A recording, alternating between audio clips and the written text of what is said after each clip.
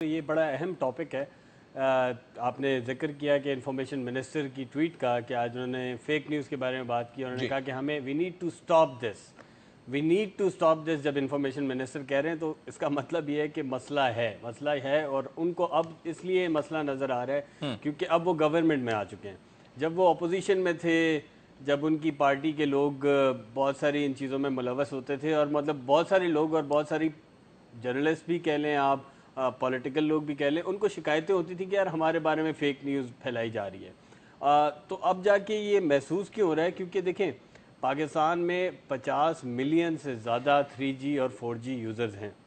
50 million ایک بہت بڑا نمبر ہے۔ جب آپ ان کی بات کرتے ہیں تو وہ ایک فیک نیوز جب وائرل ہوتی ہے تو وہ آپ کی گورنمنٹ کے خلاف ایک پروپیگنڈا شروع ہو جاتا ہے، لوگ باتیں کرنا شروع، ٹاک آف دا ٹاؤن ہوتی ہے، تو وہ اب ان کو فیل ہونے لگی ہے۔ اب اس میں اگر وہ کہہ رہے ہیں کہ we need to stop this, تو یہ صرف بیان کی حد تک وہ ہوتا ہے نا کہ آپ نے بیان دے دیا کہ جی ہم آسٹیریٹی موومنٹ چلائیں گے، ٹھیک ہے آپ نے چلا دی، آپ نے بیان دے دیا کہ ہم یہ کریں گے، بیان کے بعد آپ پالیسی سائڈ پہ سوچنے کا کچھ ایک وہ فریم ورک بنائیں، کچھ اس کے اوپر کام کریں۔ اب پی ٹی آئی نے الیکشنز کے فوراً بعد میرا خیال ہے غالباً پہلے الیکشن سے پی ٹی آئی نے ڈیجیٹل پالیسی انٹروڈیوس کرائی تھی۔ اس ڈیجیٹل پالیسی میں انہوں نے بہت ساری باتیں کی تھیں جس میں ای گورننس بھی آ جاتی ہے، جس میں ای کامرس بھی آ جاتی ہے۔